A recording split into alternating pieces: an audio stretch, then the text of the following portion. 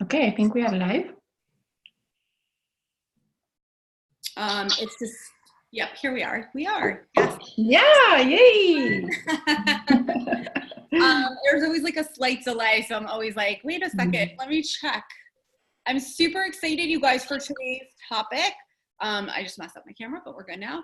I'm super excited for today's topic, you guys, because we are talking about guest blogging. And, you know, and first of all, we have Olivia Angelescu, and I probably just destroyed your name. I keep forgetting to ask people. That's fine. And she is truly an expert in guest blogging. And I actually really am partial to guest blogging myself, because when I started my business like 6 years ago, that was kind of the only way I knew how to grow my list. Like, truthfully, if you think about it, podcasts weren't a huge thing back then. Facebook Live wasn't even a thing back then. YouTube was around, but you know, guest blogging was really the primary way to grow your list, to get in front of other people, and to get in front of your ideal clients. And I have to say, like, just personally, I really did grow my list by hundreds of people within the first few months. I got very lucky. I started submitting guest blogs, like all of them went live in 1 month. And it was so nice, because by the end of that month, I had like 500 people on my list. And it felt so good, you know, so you can still grow your list a ton with guest blogging. And, you know, I know we'll talk about some of the other benefits. It's not just even growing your list. There's so many other benefits to doing that once you get started with it. So we are going to dive into all of that.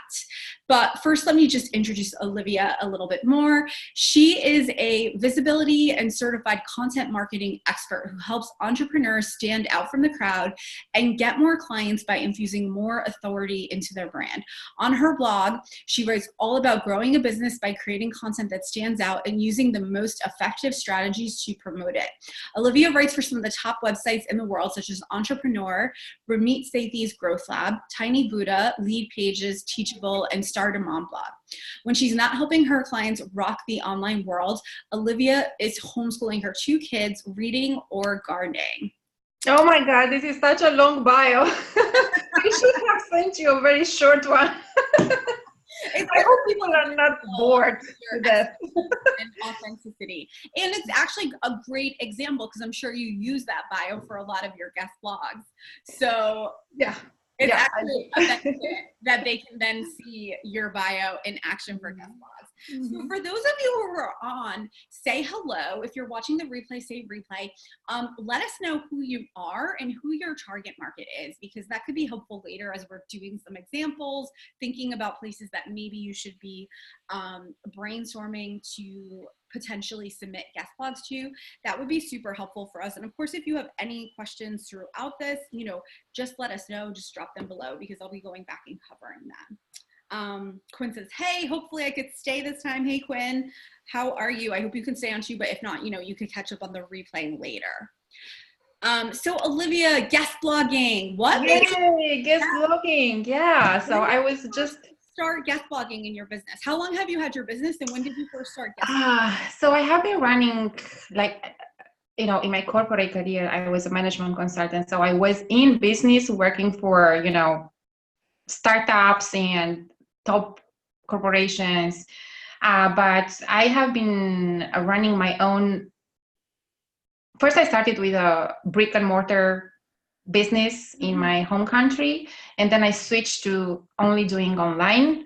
For the past 3 years, I have been doing only this. And I was listening to you when we first started today, talking about your own guest blogging experience and how you started building your email list and your business basically with guest blogging in 1 month. And it's funny because the same thing basically happened to me as well. Yeah. Like for me, 3 years ago, Facebook ads were a thing already. So I had to choose between, like I had my website, I did it myself, my website. I had this do-it-yourself website, and I had an amazing freebie, and I didn't know what to do with it, right? So I had to attract people to my to see my freebie and, you know, build my email list. And basically at that time, I had 2 options. investing into paid advertising, into Facebook ads, which I was very nervous of doing. I knew nothing about them. I was basically just starting out. I didn't want to invest my small budget at that time into ads. Right. And I was following Ramit Sethi at that time. He's this big guru, and he was, already making like 7 figures in his own business without paying 1 cent on ads. Mm-hmm.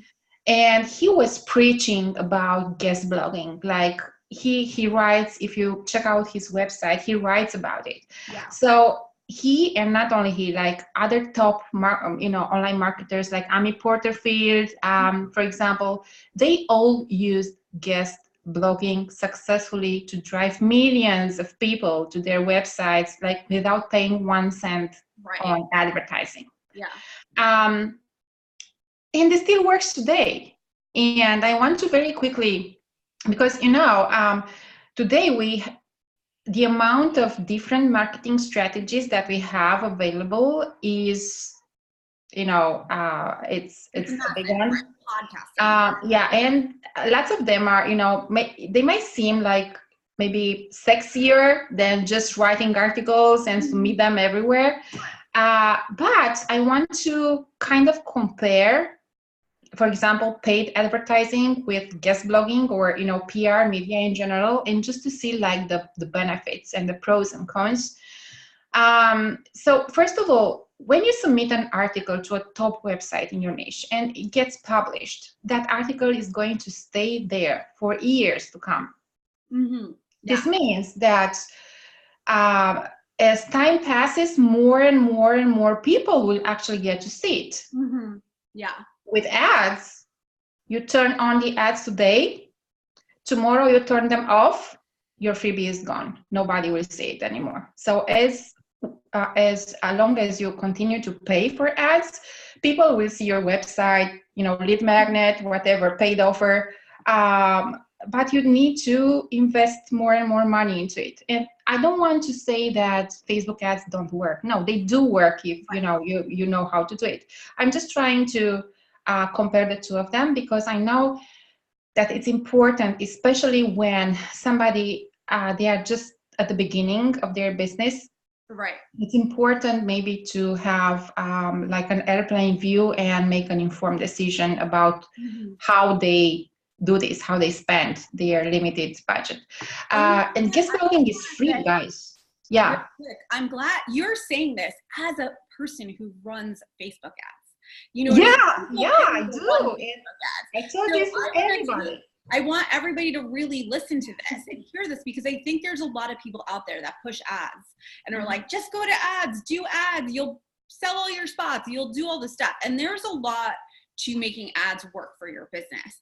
And I always agree, like, get some organic free traffic to your stuff first, make sure it's working before you invest money in that. So I truly appreciate your authenticity and sharing that, because I think that there are a lot of people out there kind of trying to get you to skip steps, and it has a really negative impact on your business and on your budget too. Yeah. So as I said, guest blogging is a free way to drive lots of traffic, lots of quality traffic to your sales page, opt-in page, blog, whatever you want that traffic to go. It has longevity, as I said. So once your article is published out there, it will stay out there for the foreseeable future, and there is a big benefit that comes with guest blogging that paid advertising doesn't have. It gives you authority. It gives you, it's basically like free PR. I like to call guest blogging like the back door to PR, because in some ways the same thing.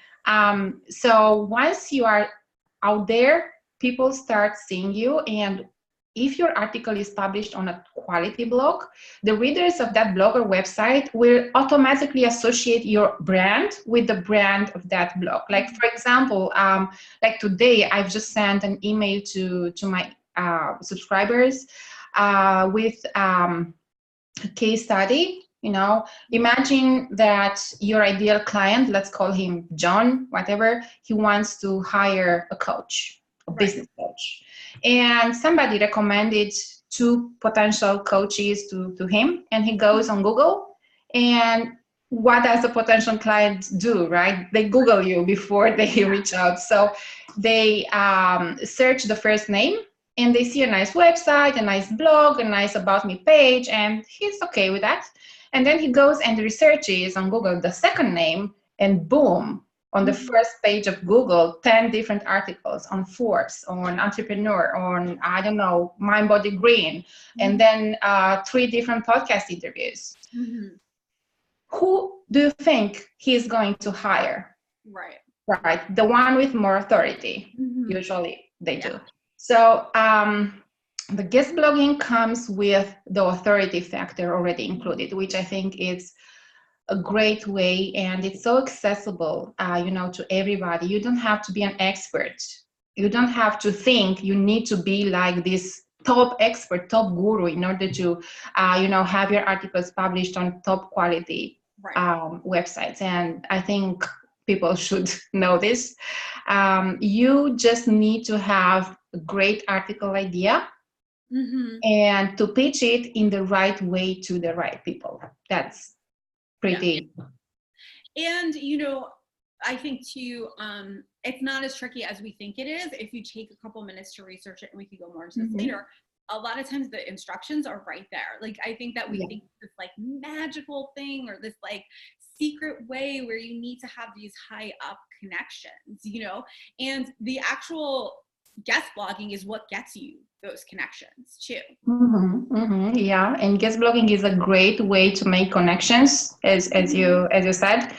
Like, for me personally, with guest blogging, I'm from Romania and I live in Europe, and I don't travel. I hate flying. So I don't get to, network with editors in New York at fancy dinners or networking events, or I have never attended a live conference in my field, never. And still, I get to connect with all the right people in the right places, and still I get to write for all the top cool websites out there. And I do this because I genuinely connect with those editors, bloggers, via my own pitches, for my own articles. And this, after that, it can open the door to other future collaboration opportunities. Like, for instance, I wrote a guest post for somebody last month. And then 2 weeks ago, we did a webinar together where I talked to her audience, and she has like 50,000 people as an audience. So it's a pretty big deal for me. And it all started with one guest post that I wrote for her. So you can easily use this as a way to, get even more guest blogging opportunities in the future, or other forms of collaborations. Right. And, for me too, I know a lot of people list bigger places where they want to be featured, like Forbes or Entrepreneur or Health Magazine, things like that. And truthfully, the way I got to write for Forbes first, like years ago, was that they read my guest blog somewhere else, and then they just invited me to write a blog for it. That one guest blog opened up, besides bringing people to my list, then opened up other opportunities. Yeah, so basically it's like the snowball effect in your business. Once you start putting yourself out there, you start sending pitches, you automatically connect with those people, and this will lead to even, further opportunities down the line. And there is one thing though, you need to be consistent, right? Afterwards, if you just send out one pitch and then you never follow up and you do nothing with it, it's not going to happen. But this is actually valid, this is true with any other marketing strategy. You need to be consistent and, have a plan and go for it. And then the snowball effect is going to happen, and it's going to be wonderful. Yeah. Right. And, when one first is getting started, like you said, like we said, a lot of people have never guest blog. For those of you who are on, let us know, have you ever gotten a guest blog published before? Have you thought about it? You know, where are you actually at with that process of guest blogging? But Olivia, for you, when one starts, right, what are the steps they take to go from like being zero to never being featured and then being featured on some of like the top websites? Yeah. So first of all, one question that I hear a lot from my own, clients and students is, when do I know I'm ready for guest blogging? Because everybody seems to think that they need to have some things in place. Like if you need a green light, this is simply having a valid business idea, like knowing what's your topic. Yeah. And then, being passionate about it and really being committed to making this work. Is as simple as this. So you don't need a fancy website. You don't need social proof. You don't need anything else. You can start guest posting even if you don't have a website up yet. Yeah. Because the first step, usually what I recommend to everybody is to start by having a foundation in place. And this basically means having your own content on your own blog or website, at least a few articles that are really top quality. And then because when you start sending out pitches, probably those bloggers or editors are going to check out your blog to see like how well you write. Mm-hmm. And it's better if you can have those. If you don't let this stop you though, because it's going to postpone you from taking actions. You can write one single blog post, but a really good one. Mm-hmm.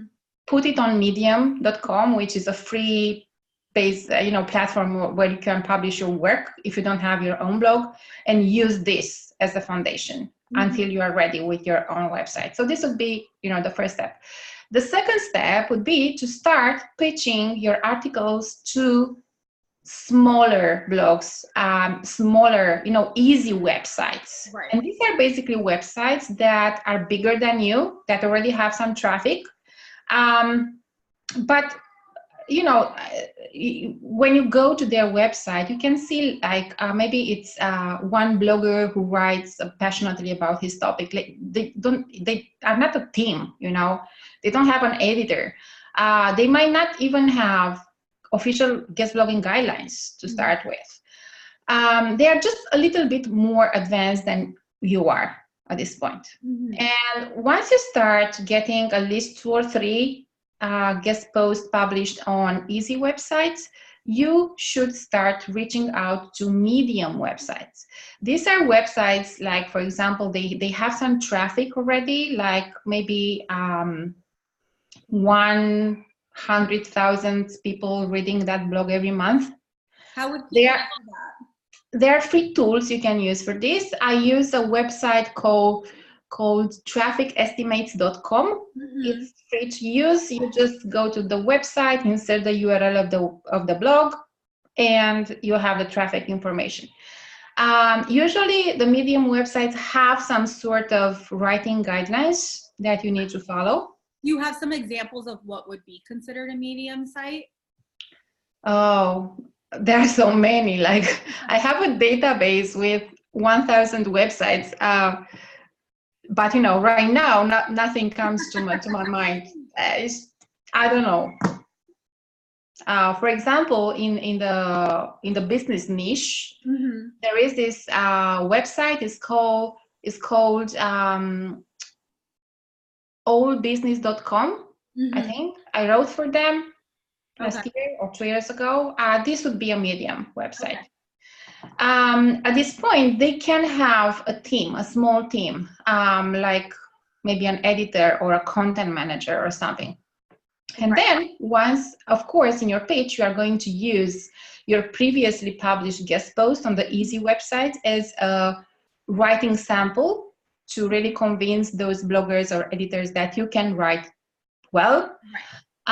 And once you have a few guest posts published on medium websites, you are ready to start pitching to the top ones. Top ones are the ones that when you hear them, everybody recognizes them, it's like Forbes, right? Or Entrepreneur or websites or blogs of top influential people in your space. Right. Mind Body Green is a top one in the personal development, wellness, health space.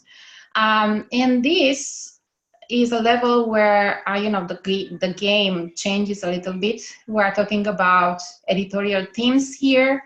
We are talking about other kind of goals. Mm-hmm. They again, you don't have to be this big guru to write for those websites. I'm not, and I'm writing for them regularly.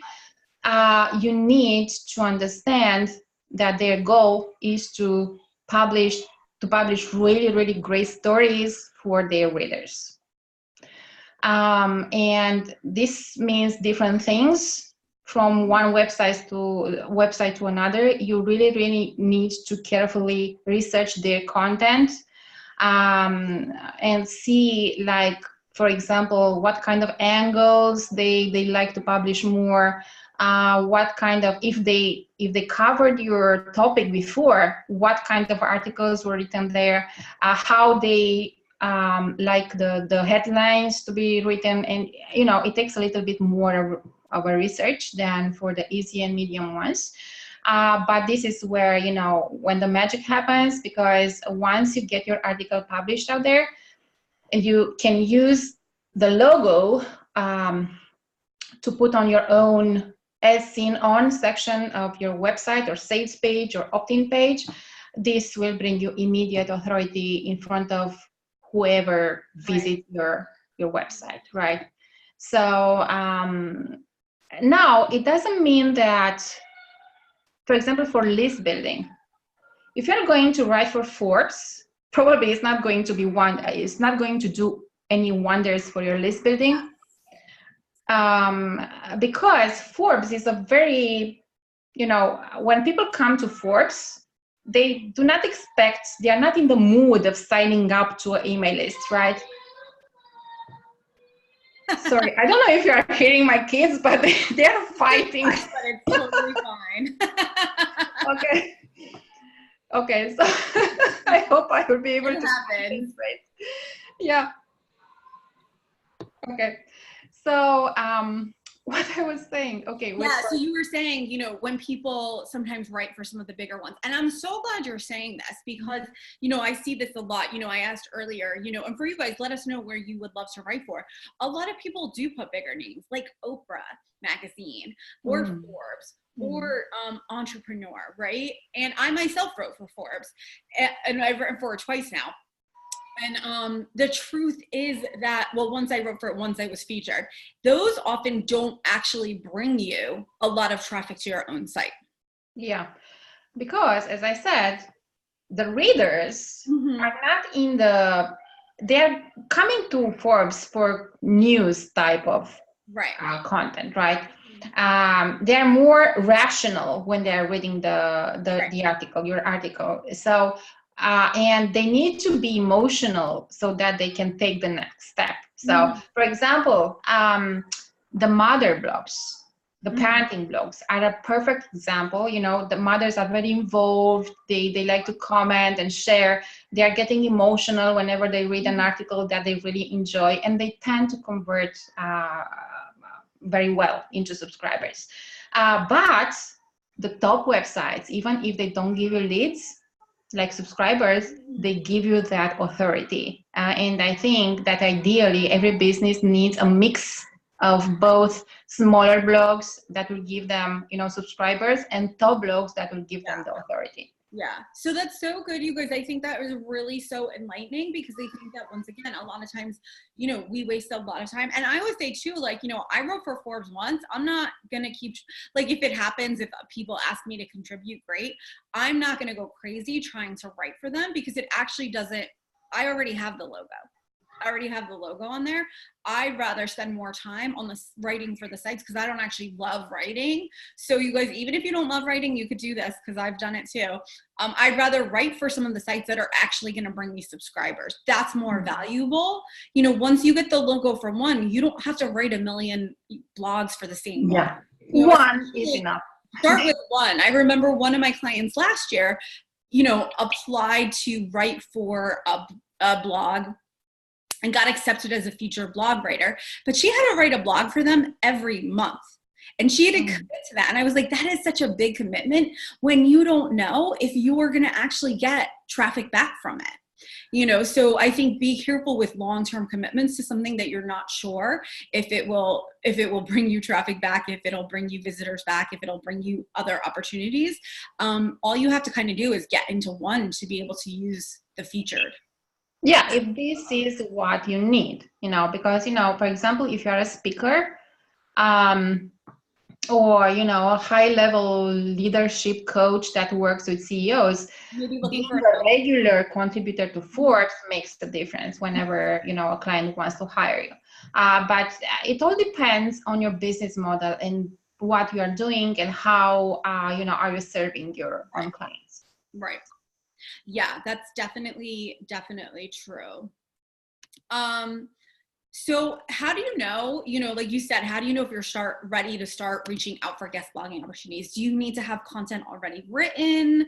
Do you need to have guest blogs prepared that are already written? I know you said. So, I strongly believe that you shouldn't spend, waste your time when you're just starting out with writing articles and then trying to find a great fit for an article that you have already written, because writing an article is going to take a lot of time, and unless the article is really, really suitable for one specific publication, they are not going to publish it. So I advise everyone to do it like the other way around. Start with a dream list of websites you want to get to write for, and then start researching those websites and try to come up with article ideas that are, are personalized in a way for every one of those websites, and then send your pitches. And once the editors or the bloggers say, yes, I like this article, write the article and send it back. Now, there are websites that actually require you to, when you send your pitch, to also attach a draft article. For example, Mind Body Green, they want to see your full submission, your pitch and your article. Of course, that you have to follow their own rules. So first of all, put together your list of, let's say, 10 websites you want to write for, or 10 podcasts you want to be a guest on, and then research every one of those websites and see exactly what their requirements are and follow those requirements. Yes. And you guys, don't freak out about writing a blog. I've written for Mind Body Green, and I think the first one or two that I submitted was rejected. And I just used it on my own blog, or I did submit it to another place and edit it a little bit. So actually, don't be well, I'm going to waste my time. What if they don't accept it? Write it, try it out. And if not, you can utilize that content. You can repurpose it elsewhere. It's not the end of the world, Yeah, and you can even repurpose it. You can write an email to your subscribers out of it. You can make a video and do a Facebook Live. There are so many ways you can use an article that you wrote and it was not accepted. Yeah, totally.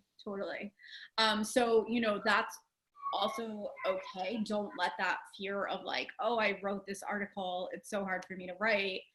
Don't let that hold you back. And also, please don't be afraid of, having your articles rejected. It's going to happen. It's not something that you can avoid. You shouldn't avoid this. Just do your best, and do not let your first rejection, they don't reject you as a person, it just means that at this particular time, your article is not the best fit for their website. They have other articles that are better fit. It's just, the wrong they might even have something timeline. It might even be your topic. It might be that they already have something lined up. Yeah, sure. So don't take it personally. I promise it's nothing personal. And also be aware that, I talk with editors and bloggers all the time, because this is what I do. They all complain about the same thing. 99% of the pitches they receive every day, and they receive a lot, are really awful pitches. Like pitches that are not personalized, that they sound like they just copy pasted the same message for like mass emailing people, with pitches with grammar mistakes. So if you do this right, you will stand out and you will have a lot of chances to get an yes. Right. What do you think are the biggest mistakes people make in their pitches? Not researching enough the publication, and just as I said, not paying attention to what kind of content that publication loves to publish, not paying attention to, not researching if the topic was covered before and how.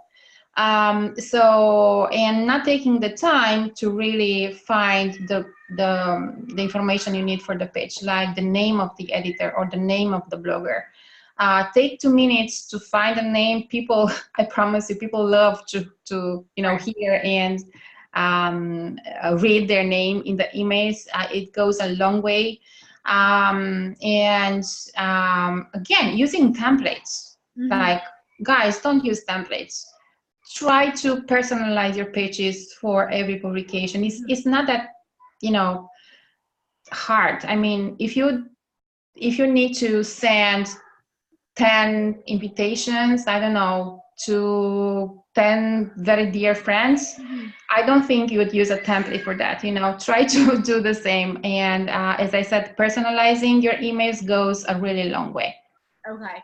Now, how do you find the editors? Do you search editor of Forbes? What do you search for when you're looking? It all depends on the publication. Like, for example, for Forbes, you don't need to search for the editor because they work in another way. To write for Forbes today, you would need to pitch a contributor. So you just need to find a contributor that covers your topic. Okay.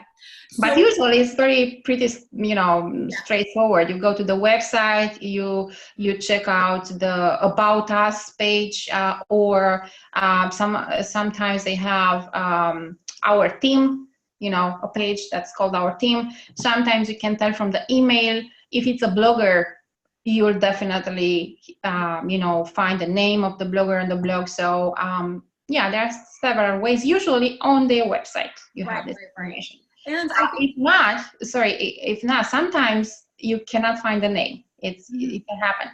I like to subscribe to their newsletter, and then they send me emails, and I can see the name from the email. Oh, okay. For example, yeah. And another thing is, for those of you who are on and who have never tried to figure out how to guest blog for someplace, a lot of times just look first for, it might say, sorry, I need 1 second. Sorry. No problem. So a lot of times it may say write for us in the footer section, and then you can click on there and it'll give you the exact instructions, or it might be in the header, or it might even be on the contact page like Olivia was saying. So I think those are also things to kind of just be aware of as you're doing that. And if you guys have questions about for your audience, let us know in the comments below so we can kind of once again brainstorm some ideas for you. The more questions, the more specific you are with your questions, the more we can help you for this. So Brandon said, this is an interesting question. Brandon said that he tried pitching for a couple of guest blogging places, but his target market has narrowed down much more since then. So if your target market narrows down, and it looks like he's trying to serve business owners in marginalized groups who want to increase their visibility online and in their communities through inbound content marketing and copywriting, is there a way, should you only look for limited places, or is it okay to kind of put more of a bigger cast out there and just try? So sometimes when your niche is too narrow and you serve very, localized audience, or I don't know, something like that. If you can find blogs and websites that serve that niche, it's wonderful, right? But sometimes you can. The smaller the niche is, the smaller the number of blogs or websites out there that are quality blogs, because this is what you are looking for. So what I advise you is to zoom out one step, and to look for blogs. If you don't find quality blogs there, zoom out one step more until you find those blogs. And of course, it depends on, I guess Brandon is trying to grow his email list. But if we focus only on his copywriting service, there are a lot of copywriting blogs that not necessarily serve the same audience and his, but would still be interesting for him to write and for. Social proof. Yeah, and social proof. Yeah, and I always try to find at least 3 different audiences that I can target with my topic. Like, for example, if I am if I am a photographer, right? My most obvious audience can be, people who are getting married. I don't know, but try to go one step further. For example, you can also write for parenting blogs. And you can, because parents, can hire you to immortalize their, events, their family events, or you can even teach them. You can publish an online course teaching parents how to shoot themselves their wonderful family moments that happen on the spot, and you don't always have a photographer with you, right? You can also write for marketing blogs, and you can write about how business owners with small budgets can take their photos for their products themselves. So that's a different audience. So I advise anyone to do this exercise and not stop at their most obvious audience. Right. So it's okay to loop into other audiences. Totally okay, and it's actually recommended. Yeah. Your niche, in order to get that authority, in order to get that social proof, in order to increase your trust factor. So that is really important to keep in mind as well, because we may limit ourselves too much in the beginning. Yeah. So how do you, when you do kind of get these guest blogging opportunities, how do you then leverage them? How do you get more results from them? Yeah. So first of all, if you want to grow your email list, you don't simply write an article and that's it, right? You need to insert, you need to choose, first of all, you need to choose your websites carefully. To have results, you need to be sure that they will actually allow you to insert links back to your website or freebie inside the article or in your author biography, right? And a lot of websites expect you to write without having any link. It's their rule. I would advise you to skip those unless they are, top websites and you really, really need them for, authority, social proof. And the best thing for you would be to be able to insert a link back to your freebie. So not your About Me page, home page, but your opt-in page somewhere in the first 3 paragraphs of your guest post. If this is not possible, at least at the end of the article. If this is not possible, at least in your biography. And the best way that, I personally tested this, and for me and my clients, so as I said, I don't think I can share my screen, right? Because I could have showed you an example, but, you can write your biography in a way that, you should start with one phrase about yourself, your name, and what your unique selling proposition is, like who are you helping with and how. Mhm. And then you can advertise. You should advertise your freebie, and not just, this is my link. No, please, no, please, sorry, download my ebook on, how to find clients fast by going here. And then you insert the link. So the link and a short description so that the readers immediately see the value in your freebie, in your lead magnet. And then how to leverage this is, as we mentioned before, by creating connections with those people, those bloggers that are way more advanced than you are. This can be a great opportunity for you to, propose to them even, joint webinars, affiliate promotions, or some sort of partnerships down the line. Make great connections with editors, and because if you publish one guest post, and you would see that in the next month that article is giving you 1,000 subscribers, probably you would want to do it again, right? So after you published your first guest post, you already have a connection with the editor. You emailed him and he answered you, and you kind of know each other. So it's more easier for you right now to go there. He knows you. He published one article that you wrote. He's very happy with the way you wrote it. He's likely to give you another try because you are validated right now. Yeah. So if you can see great results coming to you from one particular guest post, do more of that. So yeah, that's another way to leverage it. I do, I am personal proof of this, because when I was talking about earlier how I got like 500 subscribers in the first, one of the early months of putting up my website, it was because I did exactly that strategy.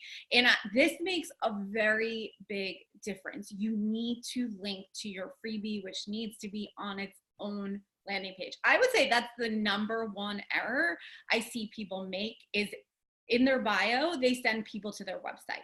And people, honestly, at that point in time, are not really that connected to you that they're into your website. The odds of getting like a client straight from that is slim. It's like playing the lottery.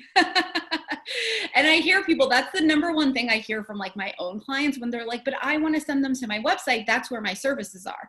I don't want to send them to the freebie. They're not ready to buy it. They're not ready to buy most of the time or sign on with you. So send them to the freebie. And that's literally what I did. I've never written in a place really where, I have, I think, but it wasn't as popular. Didn't work as well, to be quite honest, for the sites that I've written for that are bigger, like Mind Body Green and Tiny Buddha and stuff like that. That's literally what I did. I wasn't allowed to put a link in the thing, or if I was, I didn't realize it. I don't think you were though. I just put it in the bio. It would be like, Nicole Laloya, helps stressed out women lead healthier lives and blah, blah, blah. Download her 5-day challenge to stress less here. And you mentioned Tiny Buddha, and I also wrote for them a couple of times 2 years ago, I think. And at that time, and this is very important, at that time, I was going through their content to see what kind of links they allow people to insert. And I was seeing those contributors, and all of them were using links to their Facebook page or social media accounts, or just they have like 10 links in there. They're like 10 links that were getting people confused. And I say, okay, I know I want to insert a link to my freebie and the description of my freebie, but it was not clear in the guidelines that I could do that. And what I was seeing from the other people, it looked like probably I wouldn't be able to do that. But I asked Lori from Tiny Buddha when she said yes to my pitch. I said, Lori, this is the article. She said, okay, I loved your article. I want to publish it in the next 2 months. I think it was a delay. And I asked, okay, thank you so much. I'm really happy that you liked the article. Can I please ask you something? Can I please insert this particular description and link inside my author bio? And she said, yes, of course.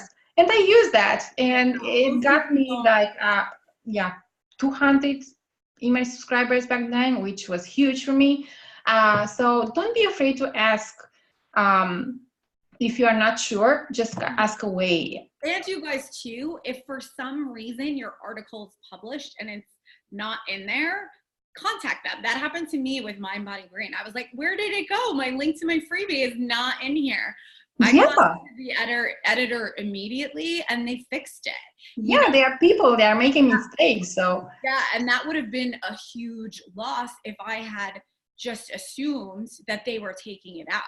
Yeah, so hey, I'm confused. This is missing. And you need to, guys, you need to understand that this is not a favor they're doing for you. This is a win-win situation. Those bloggers and editors, they are looking like their job literally depends on publishing everyday top quality content for their readers. By doing this work for them, you are making their life easier. It's normal that you should receive something back. So don't have this mindset that, oh, they are those big editors, they are doing me a huge favor, I don't need to upset them. No, it's a win-win situation here. And I think the other thing that's important, you're not trying to sell to them in your bio, you're giving them a freebie, you're giving them another offer. And I would say too, just building on what you've said, is that you want to make sure though that your freebie is connected to your article. So you're going to get better signups, better targets, better leads, if it's actually connected to it. So for me, for example, it wouldn't make sense for me to send people to that stress challenge anymore, because that's not my audience anymore.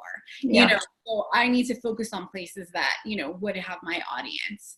So I think that's also just kind of important to keep in mind as well, is that, you don't want to be talking about one topic, right? Like you don't want to be talking about like stress for single women and then, sending them only to like, I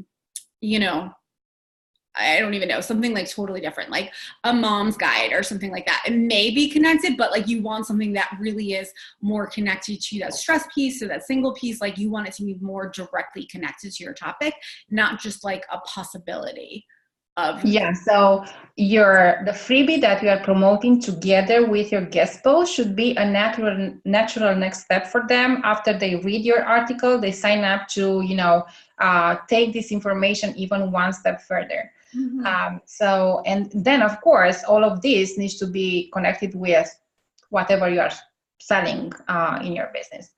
Right. So that I think is definitely an important piece as well. The other piece that I would say is, Olivia, I'm curious about, if people are knowing they want to grow their list, is this a quick list builder? It can be, but it all depends, as I said. So like one example comes to my mind right now. So guest blogging can really work wonders for your list building, but you have to realize you don't own those websites. Those websites have their own rules. It's not like you are sending a pitch tomorrow, they answer immediately. No, they're busy. They can answer in 1 week or not. They can answer in 2 weeks. You have to follow up. It takes a little bit of time. Once your article idea is published, it is a lead time until they actually publish it. So it can take, depending on how big the website is, it can take a few months from the time you submit your first pitch until your article is out there. So this is one thing to have in mind. The second thing to have in mind, and I think it's the most important thing to have in mind, is consistency. If you are doing this on a one-off basis, like I'm sending a pitch today and then another one in December, of course it's not going to do anything for your list building. You need to be consistent. And here is my example. One of the best, because I have a small program on this topic, and one of my best students state, as part of the program, I give away a huge database of 1,000 websites and all the information people need to send their pitches in 5 minutes. Okay. And most of my students, they send a pitch once per week or whenever they can squeeze in the time. One particular student was super committed. Like she sent out 100 pitches in 1 month. And as a result, she got 30 articles published, and she got 300 email subscribers. 3,000 email subscribers. Yeah, out of those articles. Yeah. And as a result, she was just starting out. As a result, she sold out her first program. It was not an expensive program in the health and fitness niche. She sold it out. Right. It all depends, as I said, on your level of commitment. You need to be consistent with this to have results. Yeah. And this is something I work on with my clients a lot because, as part of my process in helping people scale and you need to have consistent visibility. So you need to be clear on your goals. You need to be clear on, how many people you need to bring in to reach your goals. And you need to be clear on the strategies you're using to do that. And it really is important that you're not just doing one-offs here or there, because you're not going to feel that motivated either. It's not gonna, if you're just doing one random one here or there, it's gonna feel like a lot of work to you without much result. So it really is better to batch this task, to do this task repeatedly, so that you really can see big results from it. Yeah, and then you'll become motivated and you'll want to do it even more. And it's the same, for example, with email marketing. If you have a big email list and you are not sending regular emails, it's not going to help you. It's not going to make you, revenue or something. It's the same. It's the same. Yeah. And you know what, that is a good point. It's not just about the initial getting people on your list. It is going to be about, how are you going to engage people afterwards on the list? How are you, what do you actually want those people to do? Do you want them to work with you? Do you want them to buy something from you? Like, what do you actually want them to do? Because you are running a business and you need to be able to profit from this time and effort that you're putting into it. You do want to get, a return on that time investment. If you guys have any questions as we start to wrap up, drop them below. One thing that came to my mind, and I think maybe people would be interested to hear, is that if you, depending on your type of business, if you like to write, you can even transform this into a revenue stream, because a lot of websites are going to pay you for those guest posts, and also give you credit like a buyer. So this is another thing to consider. Okay, yeah, it could totally be an income stream as well on its own in the future too. And a few of my clients have definitely had this. I think Serena was on. She's a naturopathic doctor. She's gotten paid for writing and things like that. And when you do, she does both the free writing and the paid writing because there's benefits to both of them. I think a lot of people sometimes are like, well, I'm not going to write, I'm not going to guest blog, or I'm not going to write for other people if I don't get paid for it. But the truth is, if it's going to bring you in 300 people to your list, do you know how much it would cost you in Facebook ads to bring 300 people? Well, so otherwise, you're not going to have those people. So you're going to be losing on maybe potentially, whatever sales you can make. This is a trade-off. So it's not an exchange of money, but it's an exchange of value. I mean, you get subscribers, and this is, in the online world, having an email list is like a basic requirement. So. Oh yeah, absolutely. And I mean, especially for anybody who wants to not only do one-to-one services and get burnt out by that, when you really want to build a bigger business, when you want to add to your income, you're not going to be able to do that only with one-to-one services. And you are going to need a bigger audience, which you can get through guest blogging and some of the other strategies we're talking about. But even with one-on-one services, like for example, in my own example, I started my business with one-on-one services because I had a few hundred people on my email list. And this will allow you, to have the confidence that if you lose a client next month, you can, send an email to the people you have on your email list, and you can easily replace that client. So. An email list is definitely an asset that no matter how your business model looks like, it's it's something to have or to have in mind if you don't start it already. Yeah. And if you guys are watching the replay, you know, feel free to drop your questions in. I'll be checking them and we'll answer them. So don't feel like if you're checking the replay, you missed out on asking your questions. Somebody did ask, you know, once again, like what was the traffic checker emailing? It's let me double check to be sure that I'm giving you the right.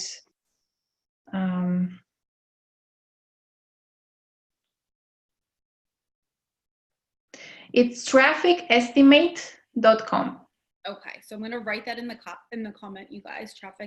So trafficestimate.com. .com.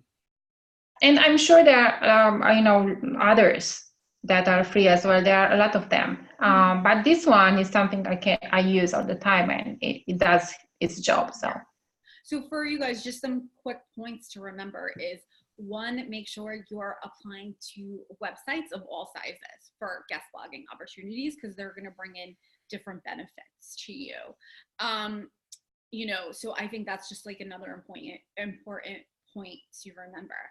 And then I think the other piece is, you know, how can you like write for so many? Do you have any quick tips on like, can people use the same articles?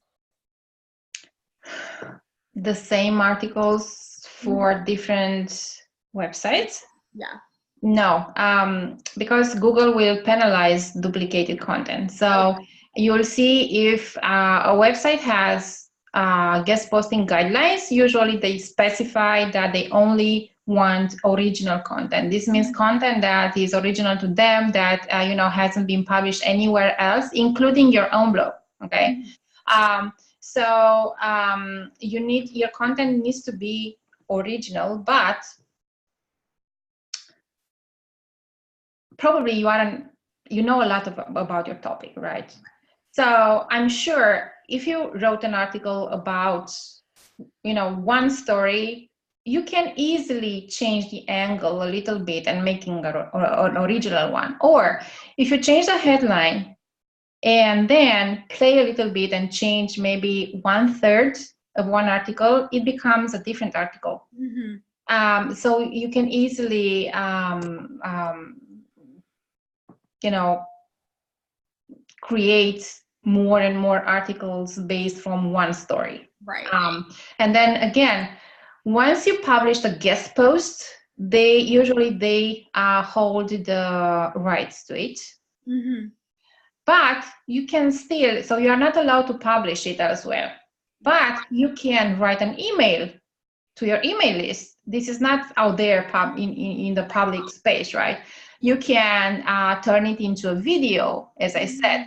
You can even, depending on if it's a very detailed how-to type of article, you can create a freebie. I have a lead magnet right now on my website that is actually a converted guest post that I published last year on a very popular website, and it worked really well. It got me a bunch of new subscribers, so I knew it was very, you know, people loved it. So now it's a lead magnet on my own, on my website. So yeah, there are different ways to use that content. Yes. And for you guys who are on, make sure you go and you click the link in the description, and you actually do grab Olivia's download, which is a free list of 40 websites that are looking for guest bloggers and all the information you need to send your pitches. So that's going to be super helpful. I know that there's going to be something on there that you will be able to apply to. And you guys, we're here for a month. You can ask questions. If you find one and you're like, what should I pitch? Or this is who I'm trying to reach. Feel free to post in the group so we can brainstorm for you. There's no reason for you to do this on your own. I know it can be a little intimidating in the beginning. Yeah, it can be. Yeah, that's right. Exactly. All right, Olivia, thank you so much. Thank you guys, everyone, for joining us. I know I'm really excited. I know you guys are going to do some pitches from this, and let us know how it works. Let us know. Yeah, and please know that summertime, because, you know, time is a little bit slower in our business. Everything is a little bit on motion. So the summer is usually a great time to send pitches. And, you know, by the time the fall comes, you can have some really, really nice results and some really nice articles already published, and you can launch something, you know, you can use that. Yes, totally. Thank you so much. It Everyone, was my pleasure. I'll see you in the group. Okay, that's great. Bye, guys. All right. Thank Okay. you, Olivia.